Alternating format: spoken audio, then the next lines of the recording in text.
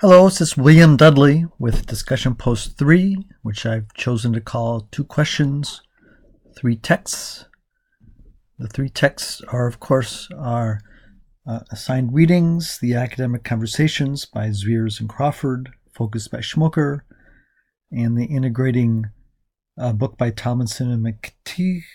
I've chosen not to try to cover everything that or highlight everything that's in all these chapters that we've read, but rather to apply these texts to answer the 2 questions in the discussion prompt. Question 1. How should academic language concerns affect instruction in history and social studies, which is my topic? I started with some quotes. You can guess the author. Literacy is indeed the key to effective social studies instruction. It should go without saying that most students won't optimally learn facts without abundant opportunities to read, write, and talk. I'm sure you've guessed that the author is Schmoker, who argues in his chapter that reading and writing should be at the core of teaching social studies. He recommends intensive, frequent reading of textbooks and primary sources, etc. Lots of talking and writing and arguing about people, issues, and events. Close readings to try to teach students to read for hidden meanings and for nuance. He doesn't particularly like skits or posters or PowerPoint presentations. He prefers academic writing papers as the measure of student achievement. So I bring him in first because even though he never really uses the word academic language, I think academic language is at really the core, or kind of shines through all these different prescriptions as to what a social studies curriculum and lessons should look like. So, and again, it's a close emphasis of wrestling or reading with the text. This is something that can be done. One possible way of doing it is promoting academic language and encouraging academic conversations, which is what the book by Zweers and Crawford is about. From page 61 of that book, the principle is to encourage critical thinking based on the principles, laws, approaches, vocabulary, etc. of the particular discipline. So in talking about social studies, my thought is that this relates to the disciplinary literacy we're learning about in other classes. Teachers should teach and emphasize overarching umbrella laws and concepts to help students frame their thinking and conversation, and do this through their inquiry questions or guided questions for the students. Examples from history teaching by Zweers, etc. So one is to evaluate primary and secondary sources for accuracy and bias. Interpret past events to understand present issues, empathizing with past historical figures, or using social science to analyze social events. All those things I could see Schmoker nodding his head in agreement with in terms of teaching social studies. Another important point that Zweers and Crawford bring up is teaching academic vocabulary. This is also in the TPA, of course. This includes content words, which in history and social studies are words like imperialism and proletariat. Also, there are words with discipline-specific meanings different from everyday conversation. So radical or revolution are examples from social studies.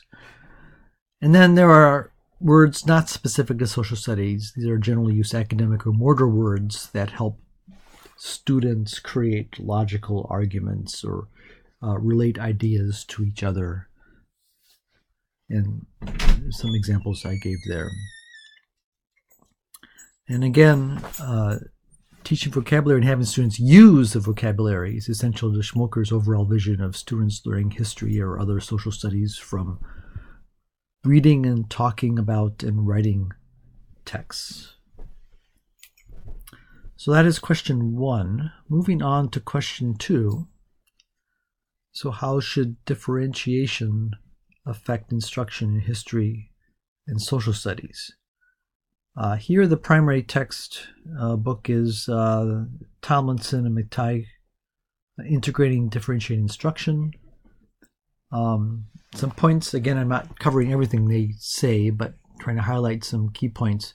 They argue that differentiation does not mean students do not participate in the real game or the central learning task of the rest of the class. Differentiation is not just leaving some students to do simpler tasks and having other students do the central tasks. Instead, we need to provide scaffolding supports or sideline drills, but everybody ultimately must take part in the central learning task of the social studies lessons they are doing. Another thing Tomlinson argues talks about is spend some pages on how to arrange their class resources or approaches or elements, different tools to enable students to meet their overall curriculum goals. So the goals are the same for all students, but the teacher might vary a little bit in terms of what means to stress for them. And again, in a schmoker-inspired social studies context, the students should be reading, discussing, writing about the same texts.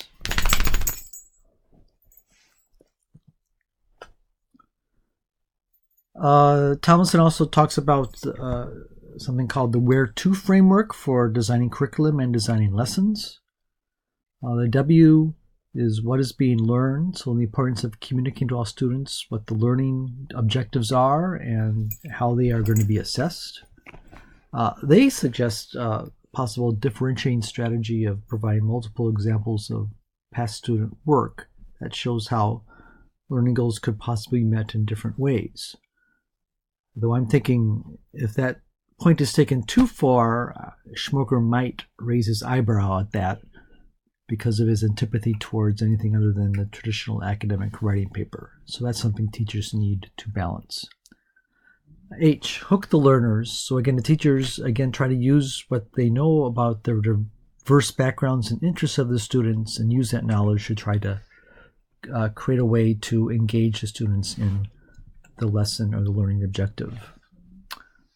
E, equip students. R, rethink. E, promote self-evaluation. T, this is, I think, directly relevant to differentiation. Tailor learning activities and teaching to address different students. And again, the stress is here you're providing differences and supports and approaches on how the students can achieve the goals. You're not differentiating based on what the goals are, but you are utilizing a variety of scaffolds and supports based on differences in student readiness, interests, learning profiles. And then finally, the last letter is O, organize a learning sequence. And again, plan on a sequence of events in your class to maximize learning. Finally, there's a note on grading and instruction. There's a chapter on that in the Tomlinson text. The general principle is that grades and assessment should be based on clearly specified criteria and not on class averages. But they do express a concern that grading, if done wrong, can harm the motivation of struggling students, to cause them to lose faith in themselves or the school system for consistently getting bad grades. Or on the flip side, high achievers that always get A's, if they don't even try hard or press themselves, they kind of learn the wrong lessons about effort and persistence in learning too. So possible solutions that Tomlinson and his co-author put forth are to report grades as part of 3 separate factors: achievement of goals, progress toward goals, and work habits, and then make the student evaluation overall more complex or complete than just one single letter grade.